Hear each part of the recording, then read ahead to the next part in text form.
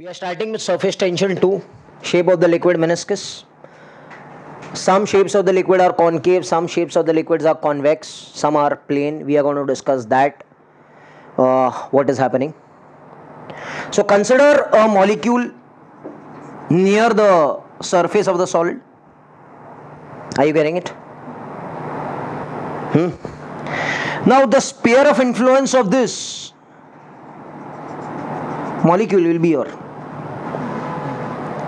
Okay, this molecule is acted by 3 forces. कितने forces लग रहे हैं इसके ऊपर? 3.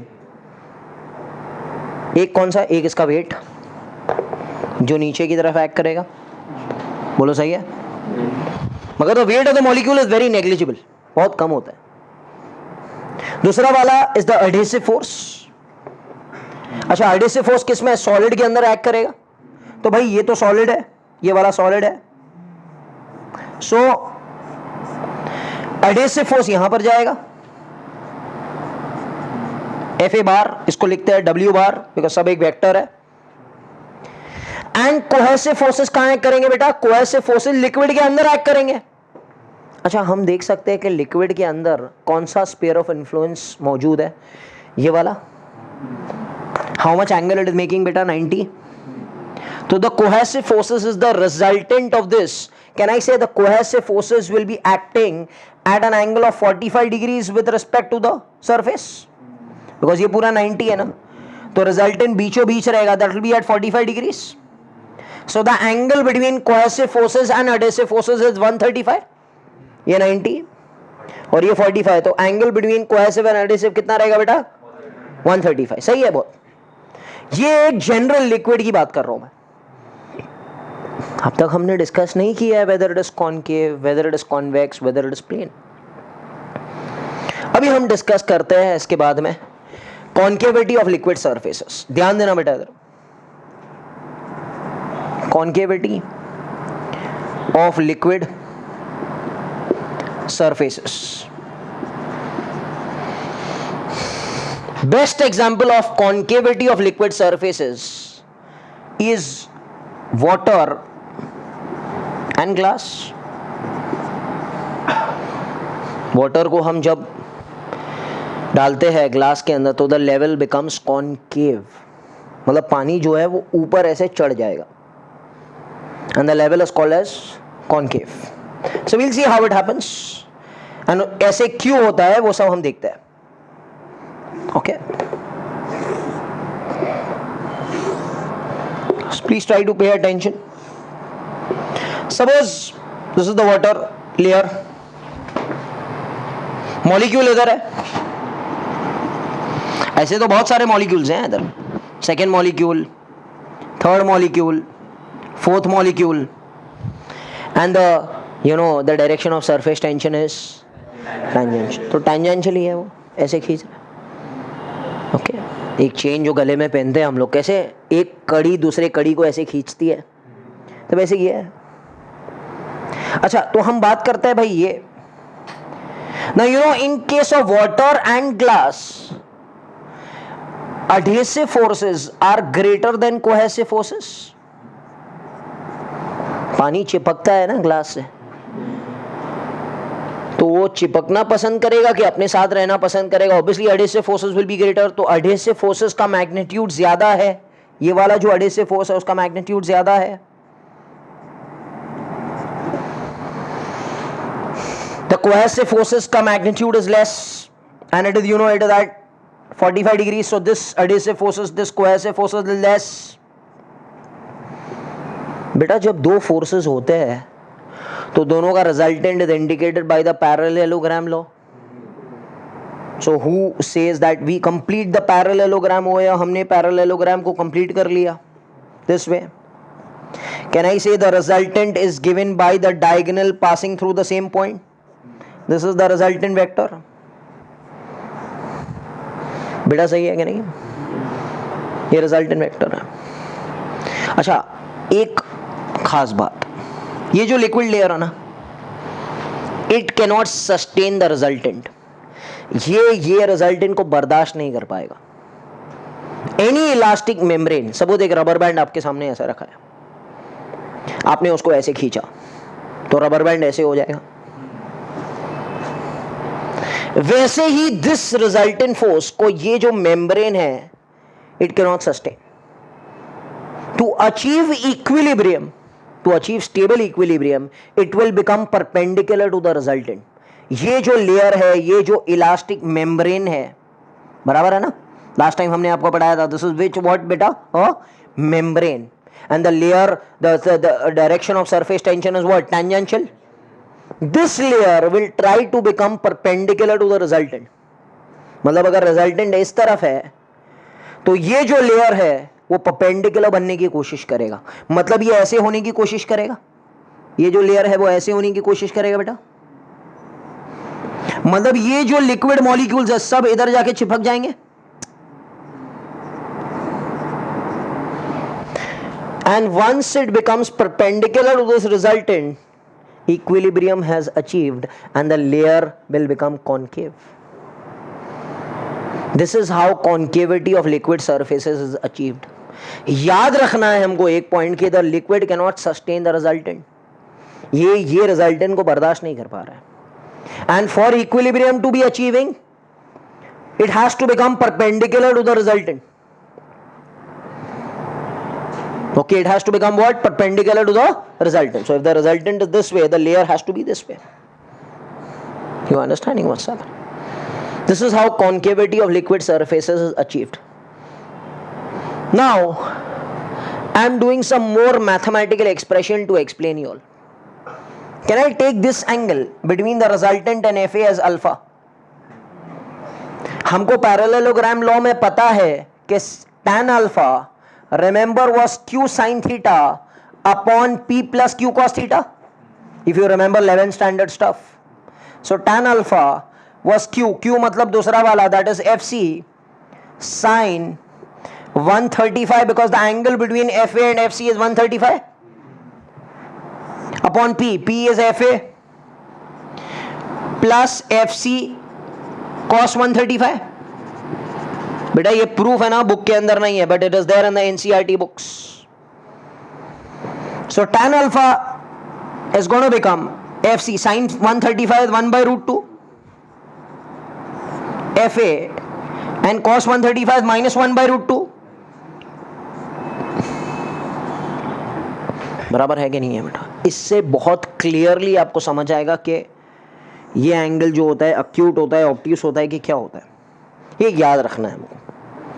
अच्छा, यहां पे जो अल्फा है बेटा वो अक्यूट है कि ऑब्ट्यूस है? ये जो अल्फा है that is acute.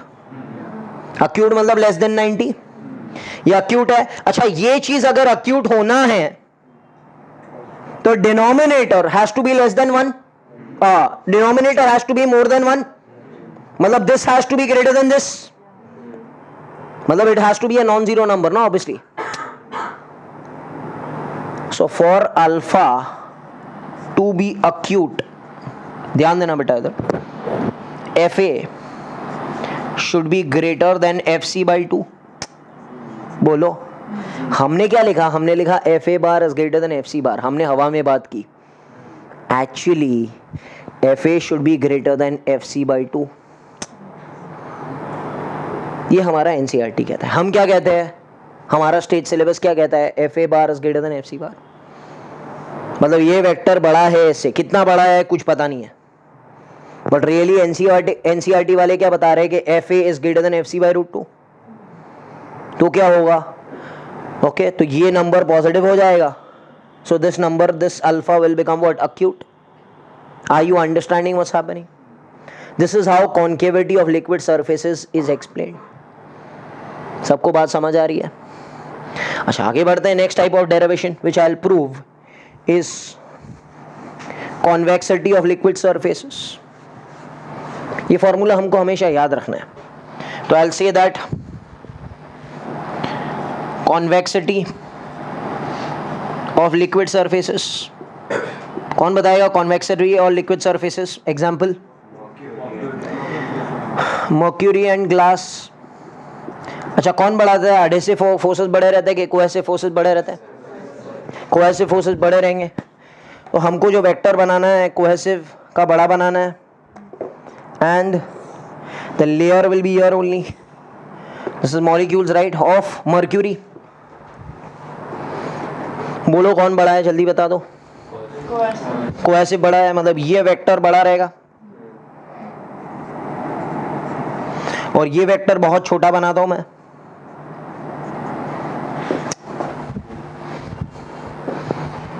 Are you getting it? इसका रिजल्टेंट बनाने के लिए I'll make a parallelogram. Understand? And the resultant is going to come inside if you see. And this is alpha beta. And alpha generally over here is obtuse.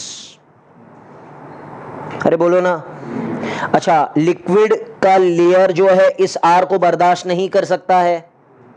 It will become perpendicular to the resultant. मतलब ये जो layer है it will become perpendicular to the resultant, मतलब ऐसे हो जाएगा. अरे देखो ना यार, यहां से ये जो है perpendicular to R हो गया. So मतलब यहां के जो चिपके हुए मॉलिक्यूल्स थे वो सब हट के इधर आ जाएंगे. And the level of the liquid will become what? Convex. Are you getting it? अच्छा, can you tell me alpha over here is obtuse or acute? So alpha over here is obtuse. Obtuse होने के लिए ये जो value है वो negative में चला जाना चाहिए, because all silver tea cups में second quadrant is tan is negative because sine is positive. तो ये नेगेटिव होना मांगता है. नेगेटिव होने के लिए कौन बड़ा होना मांगता है? FC/√2 has to be greater than FA. हमने वही लिखा था.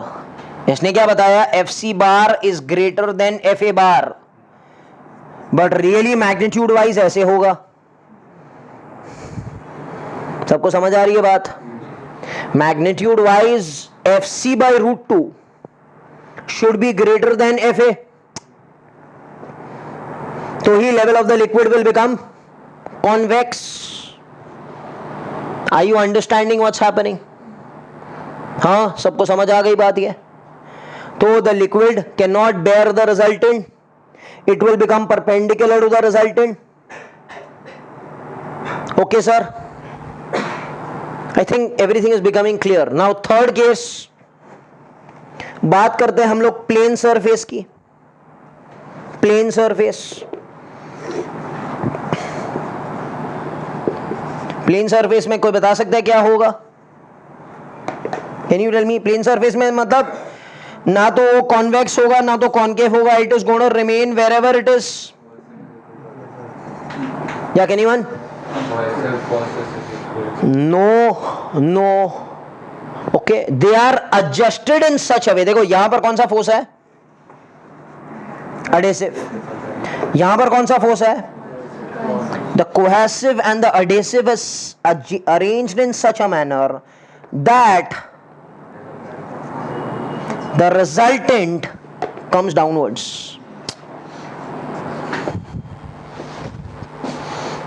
How much is alpha? 90. ये अल्फा है ना बेटा. अच्छा, लिक्विड रिजल्टेंट को बर्दाश्त नहीं कर पाता है. So it becomes perpendicular to the resultant. Resultant तो है नीचे, तो लिक्विड का लेयर कैसे रहेगा? Perpendicular to it, means it will become straight.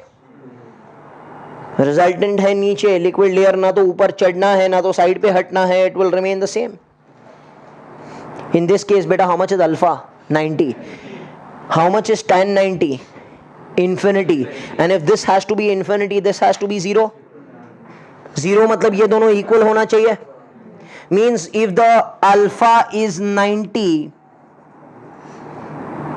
then FA should become equal to FC/√2. Means if you say that FA and FC are the same, नहीं है, नहीं चलेगा. If you say FA and FC is the same, नहीं चलेगा. Magnitude दोनों के same नहीं है. Magnitude of FA and FC/√2 is the same.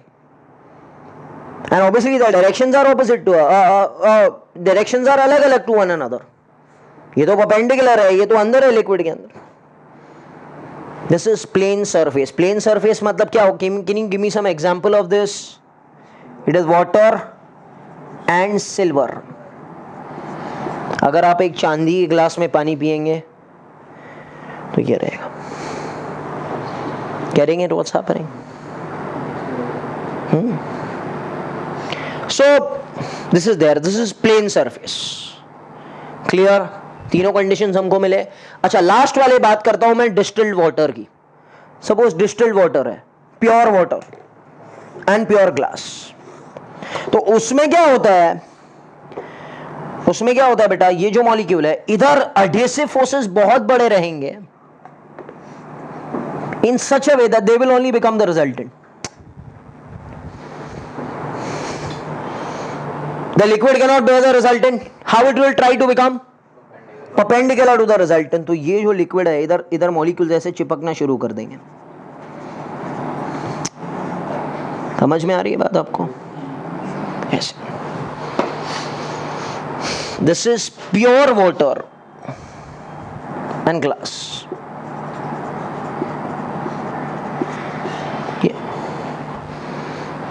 Are you understanding what's happening, please? So we have understood how it becomes obtuse, how it becomes acute, how it becomes 90, and यहाँ पर alpha कितना है? 0. Because FA के साथ में R बना रहा था ना बेटा, R और अल्फा साथ में, R और FA साथ में एंगल बना रहा था ना अल्फा, मगर R और FA के ऊपर है तो alpha over here is how much बेटा? 0.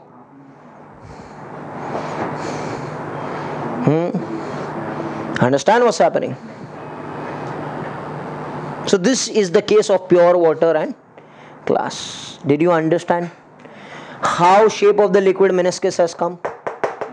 Whether we see it as a concave meniscus or a convex meniscus or a plane level surface or pure water and pure glass अगर हम देखते हैं तो these are the phenomena in which shape of the liquid is described. After this, I am discussing a phenomena called as capillary action.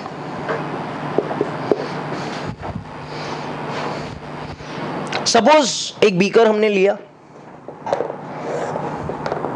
and इसके अंदर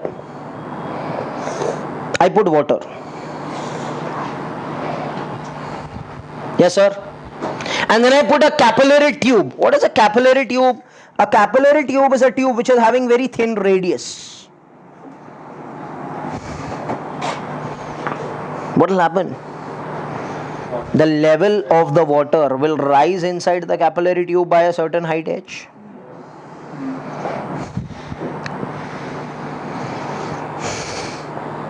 This is water, huh? And if I put mercury,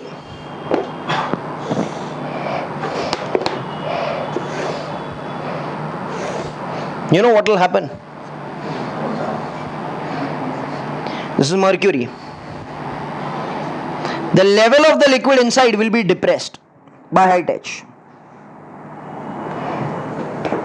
This is mercury.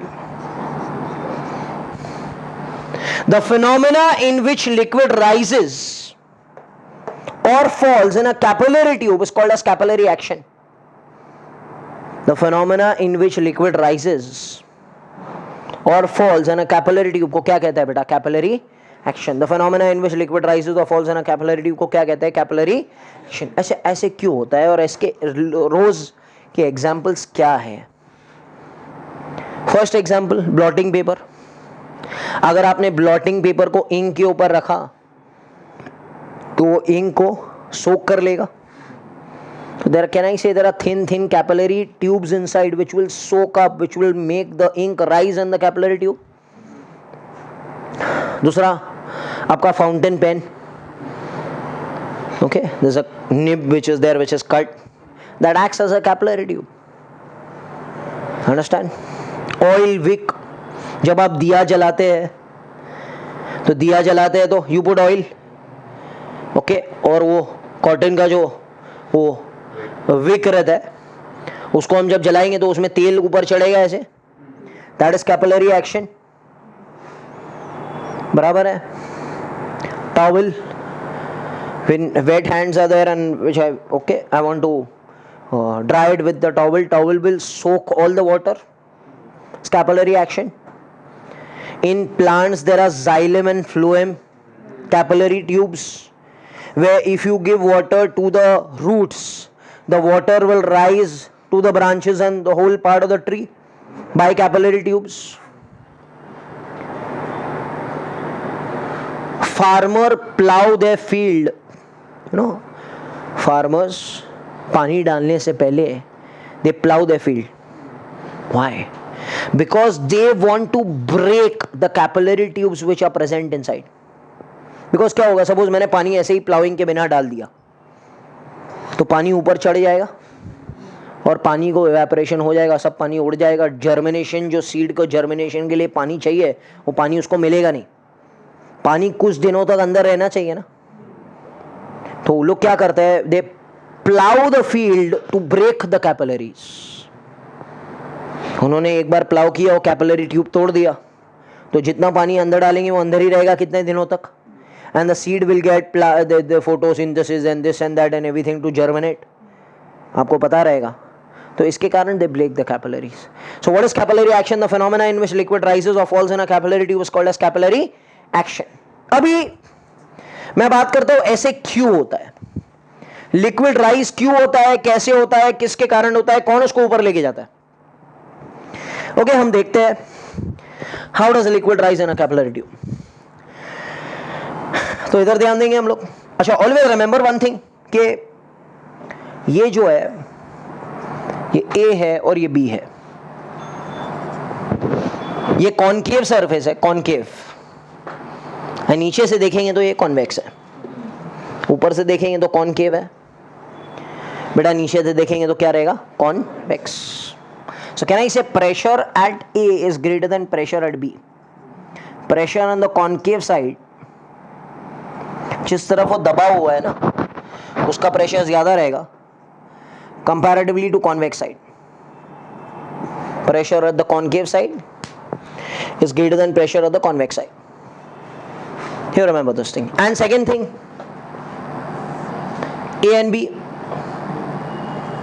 ये plane surface है. Plane surface, plane surface में ऊपर और just below, just above and just below the pressure is the same.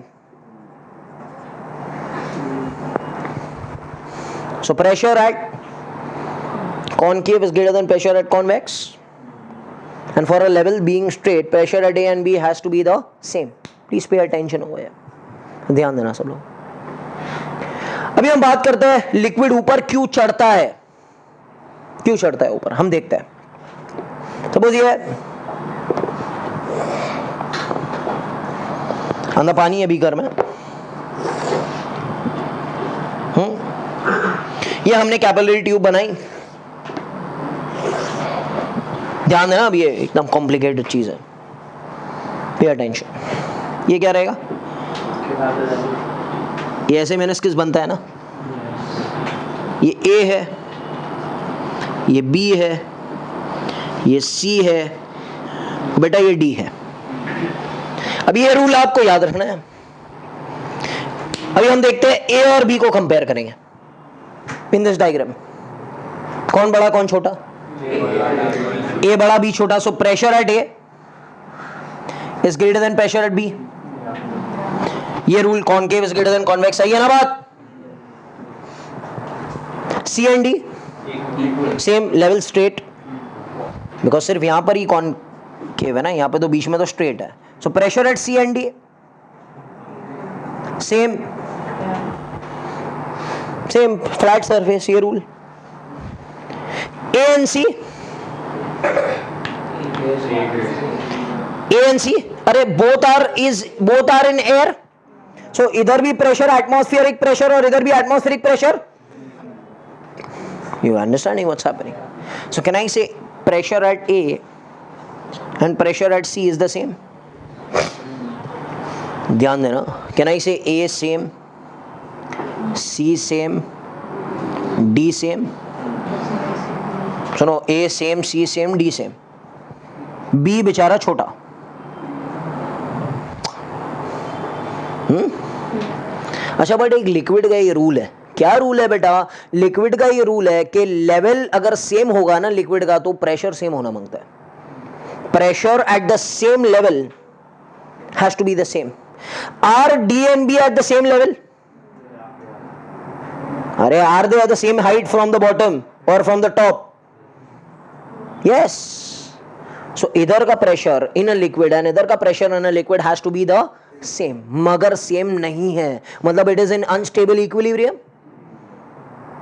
इन दोनों को same होना मांगता है by the law, by the nature. Pressure at the same level has to be the same. ये level और ये लेवल सेम है तो प्रेशर सेम होना मांगता है. बट ये कम है, ये ज्यादा है, तो दो तरीके हैं, या तो इसको कम करो या तो इसको बढ़ाओ. बराबर है. इसको हम कम नहीं कर सकते, तो क्या करना पड़ेगा? इसको बढ़ाना पड़ेगा.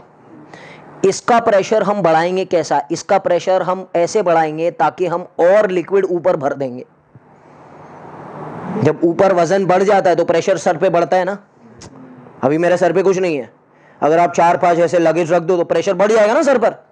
तो ये क्या बोलेगा? इधर का प्रेशर बढ़ाना है, कैसे बढ़ाएंगे? ऊपर और लिक्विड भर दो. अच्छा, लिक्विड ऊपर से तो नहीं आ सकता है.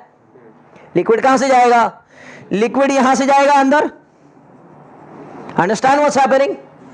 And this is how the level of the liquid will rise and rise and rise. इधर तक up to height of h it will rise. Understood what's happening? This is how the level of the liquid will rise. Or you can say the atmospheric pressure is pushing him to rise up so that B becomes more and more and more till it rises up to height h. और इधर का भार हो जाएगा बड़ा, वजन बढ़ जाएगा इसके ऊपर. कब तक? जब तक B और D सेम ना हो जाए. जब B और D सेम हो जाएंगे तभी ये अपने हाइट पे आके रुक जाएगा. This is how capillary action takes place. बराबर है कि नहीं है बेटा? So in the end if I say A and C same atmosphere है, A greater than B, concave greater than convex, C is equal to D, same level, but pressure at the same level has to be the same. So अगर ये दोनों same level has to be the same, ये कम है ये ज्यादा है, तो atmospheric pressure यहां से ऐसे दबाव डालेगा इसके ऊपर, ये पानी अंदर जाएगा और ये पानी ऊपर राइज होगा और यहां का प्रेशर बढ़ेगा बढ़ेगा बढ़ेगा बढ़ेगा. कब तक बढ़ेगा? जब तक B और C, B और D सेम ना हो जाए. एक बार वो सेम हो गया तो यहां पर हाइट पे आकर रुक जाएगा. This is how capillary action takes place. Did you get it? अच्छा, I'll do some NCERT derivation in this. थोड़ा सी हम देखते हैं, फिर बाद में हम बात करते हैं थोड़ा. एक चीज याद रखना, A और B के बीच में डिफरेंस होता है 2T/R. ये मैं आपको दूसरे लेक्चर में बताऊंगा, सरफेस टेंशन 3 लेक्चर में बताऊंगा कि डिफरेंस कितना होता है बेटा 2T/R. What does T stand for? Surface tension. Surface tension. And what does R stand for? R stand for radius of this meniscus. ये कर्व सरफेस है ना, इसका गोल करेंगे तो एक सर्कल बनेगा. ये मेनिस्कस का रेडियस बनेगा, मतलब ये जो रेडियस है ना, ये वो रेडियस है. समझ में आ रही है बात? Getting it? सबको समझ आ रही है बात कि नहीं आ रही है? मतलब ये ऐसे मेनिस्कस है ना बेटा, ये ऐसे, ये जो रेडियस है ना वो रेडियस है. And what does T stand for? Surface tension. तो A और B के बीच में कितना फर्क है? 2T/R. अच्छा, देखने जाए तो ये 2T/R को ही कॉम्पनसेट कर रहे चढ़ के. अरे भाई, अगर प्रेशर डिफरेंस नहीं होता तो ये चढ़ता ही नहीं. प्रेशर डिफरेंस है 2T/R तो ही तो ऊपर चढ़ा जा रहा है, चढ़ा जा रहा है, चढ़ा जा रहा है, एंड कॉम्पनसेशन हुआ जा रहा है. कितना हाइट चढ़ा ऊपर? H. So can I say the pressure difference, which is 2T/R, is compensated by the pressure which is rho GH? ये जब हाइट ऊपर चढ़ जाएगा तो ये पानी भर गया ना इधर, तो इधर का प्रेशर कितना हो गया पता है ना? ऊपर पानी रहेगा by height of H will become what? Rho GH. 11th standard we had studied. But don't do only yes, it's okay, it's there. What will be the formula? तो ये compensation हो गया, which will become what? 2T/R. So what is the height which is rising? 2T upon R rho G. Are you understanding? इतना height वो ऊपर चढ़ जाएगा. 2t upon r rho g, 2t upon r rho g, 2t upon means कितना height चढ़ेगा is proportional to surface tension.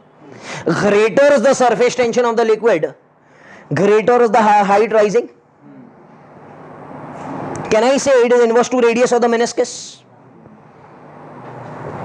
Okay. Indirectly, अभी बात सुनना मेरी, इसमें और एक डेरिवेशन है अंदर.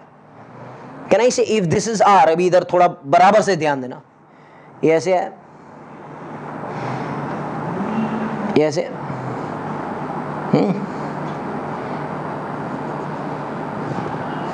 ये क्या है बेटा?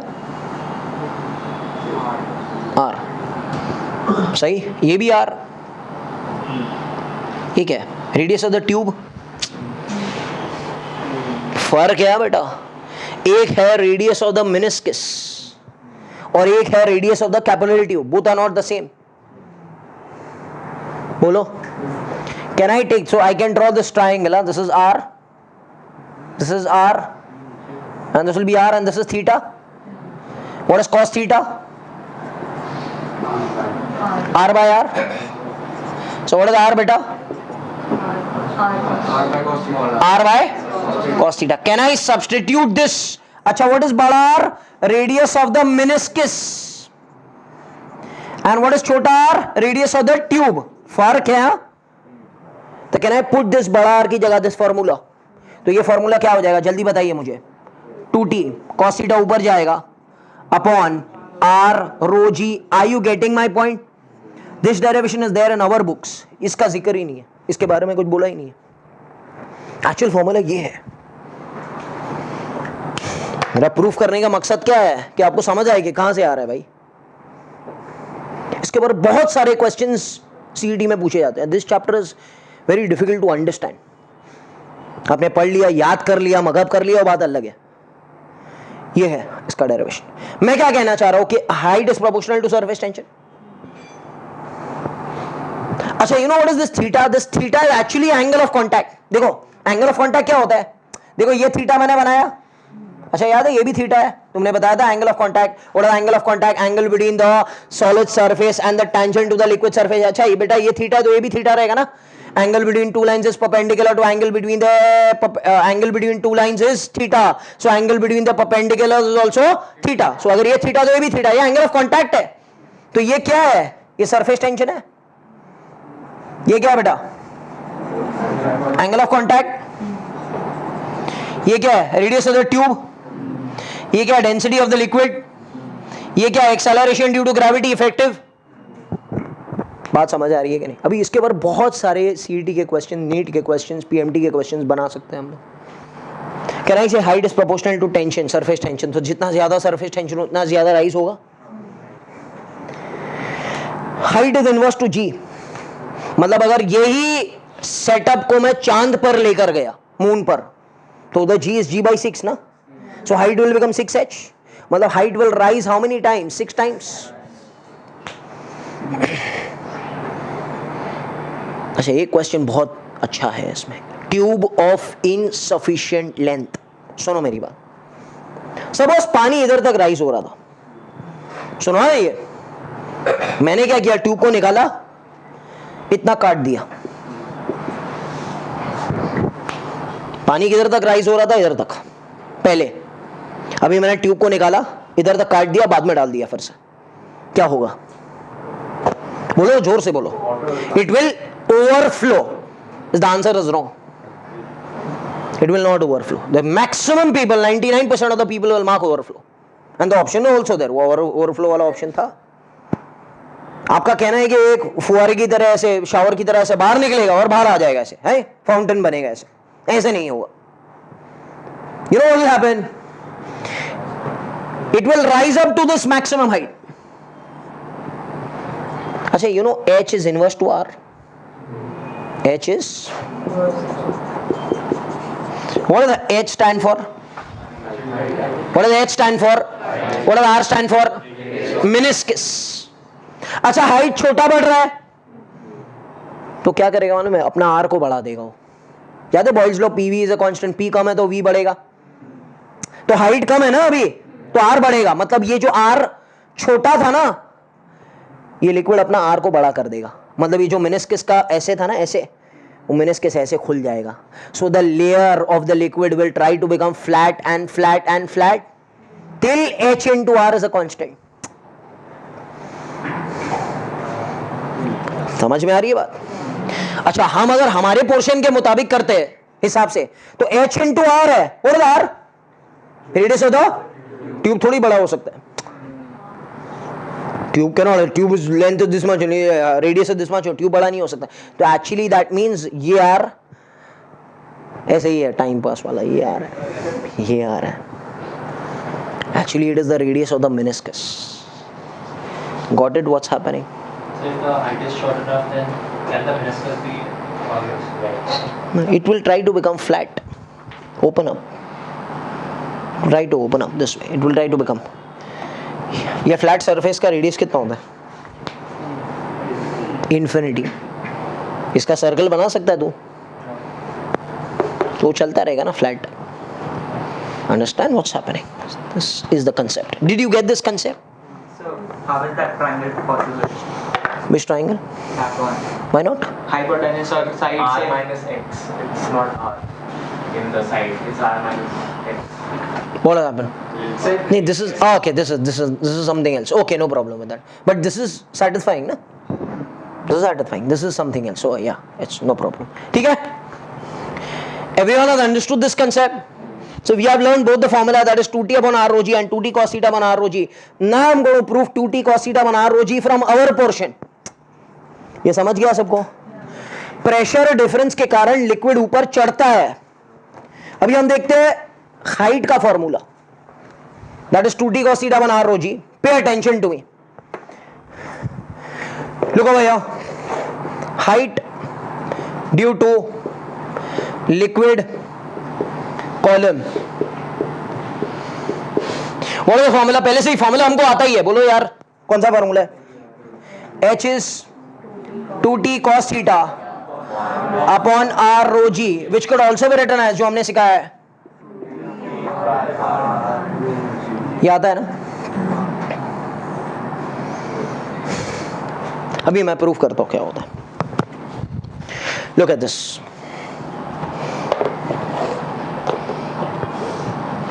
ये डेरिवेशन 4 मार्क के लिए एग्जामिनेशन में पूछा जाता है.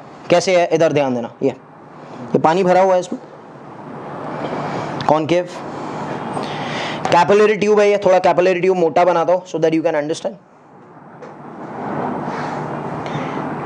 लुक, जब हम कैपिलरी ट्यूब अंदर डालेंगे तो लिक्विड राइज हो जाएगा. Liquid rising up to this height. ये ऐसे बनता है ना बेटा. टाइट्रेशन एक्सपेरिमेंट जो करते हैं उसमें मेनिस्कस ऐसे ही होता है ना. इसके अंदर पानी नहीं होता है, खाली होता है. ये हेमिस्फीयर में पानी नहीं होता है. यहां पर सब जगह पानी रहेगा, यहां पर भी रहेगा, अंदर नहीं है.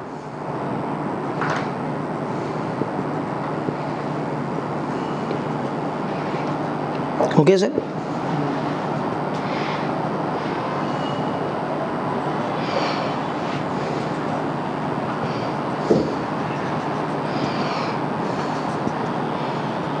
It's okay. Now what is the direction of surface tension force? Tangential. तो अगर ये फ्री सरफेस है और ये मॉलिक्यूल्स है ना, एक चेन की तरह बनाएंगे ना.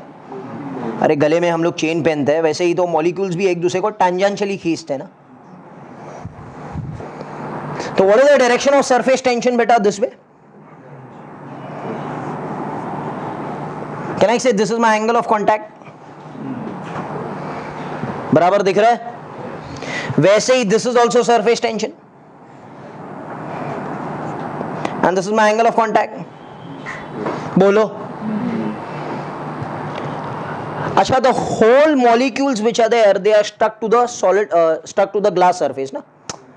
चारों तरफ ग्लास है ना circumference पे, ये सब चिपके हुए ऐसे.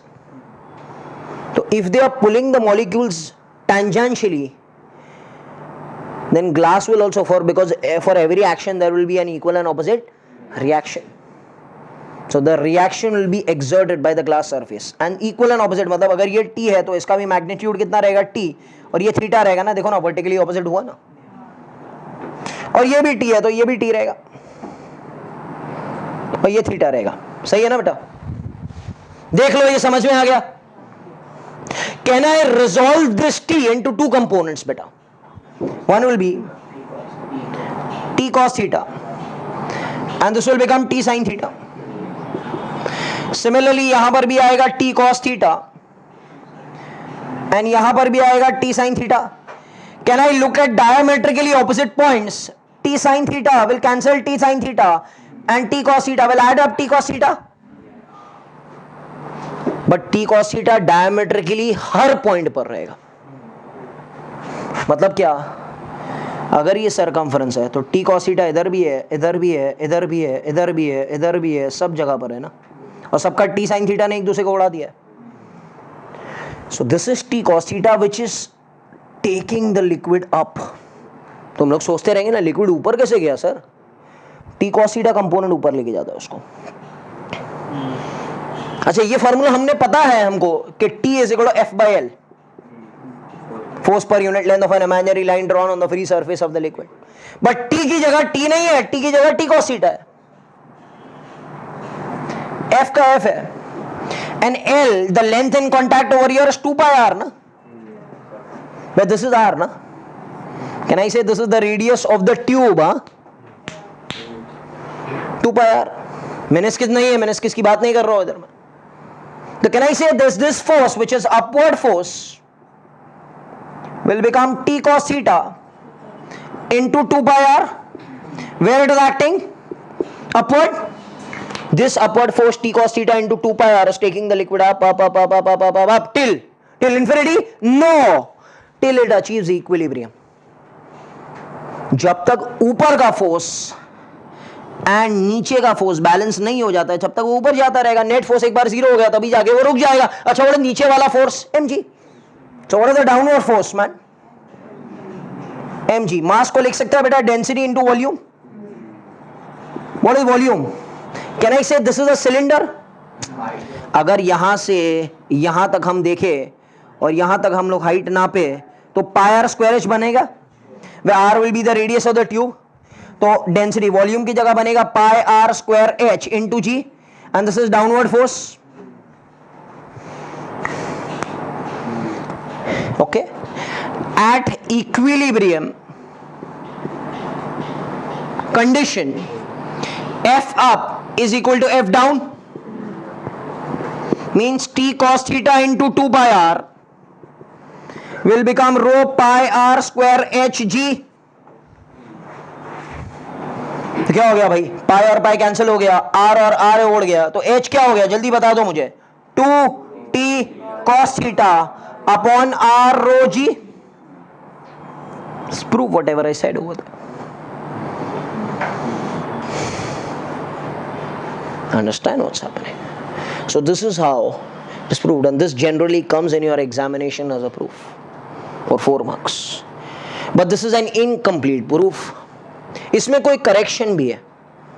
क्या करेक्शन है? मैं पूरा डेरिवेशन करके नहीं बताऊंगा, मैं थोड़ा सी ऊपर से बता देता हूं कि क्या करेक्शन है, because they have not given you again the correction।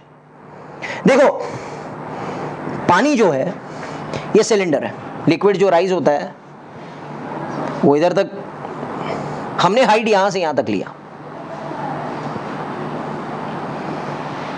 ये सिलेंडर लिया ना, सही है ना बेटा, और ये आर लिया, बट पानी इधर भी तो है कि नहीं? और पानी इधर भी है कि नहीं? ये हेमिस्फीयर है, तो ये part of the water we have to add ना। अगर एक्यूरेसी चाहिए आपको तो इतना पानी और आपको ऐड करना पड़ेगा ना, ब्लैक कलर का। आपने इसका कितना लिया? पाई आर स्क्वायर एच। अरे लिया कि नहीं लिया?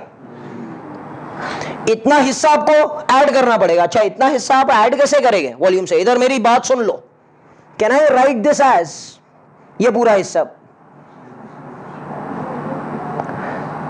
ये सिलेंडर है minus a hemisphere, cylinder minus the, और इसका रेडियस मैंने लिया आर। सिलेंडर का हाइट भी कितना हो जाएगा बेटा, आर हो जाएगा ना, तो it will be pi r square r minus hemisphere का वॉल्यूम कितना होता है 2/3 पाई आर क्यूब। समझ में आ रही है? तो ये बात क्या हो जाएगा बताओ, pi r cube minus 2/3 pi r cube कितना होता है बेटा 1/3 पाई आर क्यूब। इस वॉल्यूम को इस वॉल्यूम से जोड़ दिया जाए, नहीं समझ में आ रही? ये पाई आर स्क्वायर था ना, पाई आर स्क्वायर था ना। एक्चुअल डेरिवेशन अगर आपको करना है एनसीईआरटी वाला, तो pi r square h plus पाई/3 पाई आर क्यूब। तो आंसर आपको आएगा, क्या आएगा मालूम है? ये तो आपके पोर्शन में आंसर आपको आएगा h प्लस r/3 इस 2t cos theta upon r रो जी। इसको कहते हैं हाइट करेक्शन। क्या कहते हैं बेटा? भाई क्लियर हो गया ना यार, इसमें कोई बड़ी बात नहीं है, इतना सी मैंने ऐड कर दिया। अगर आपको मैथमेटिक्स बराबर से आता है तो you must be knowing everything, no problem. नहीं आता है तो forget about it, not there in the portion actually. So this is the height correction, h plus r/3 is 2t cos theta upon r rho g. Clearly understood this thing. So today we have done 3 major things which is very important to understand. सबसे पहले हमने shape of the meniscus पढ़ा, concave, convex, plane surface and completely wetting the liquid solid. उसके बाद में हमने capillary action पढ़ा। सबसे पहले due to pressure difference, and second we have derived h is 2t cos theta upon r rho g. Next time I'm going to do the derivations of pressure difference and the numericals based on surface tension 3. This was surface tension 2. Thank you.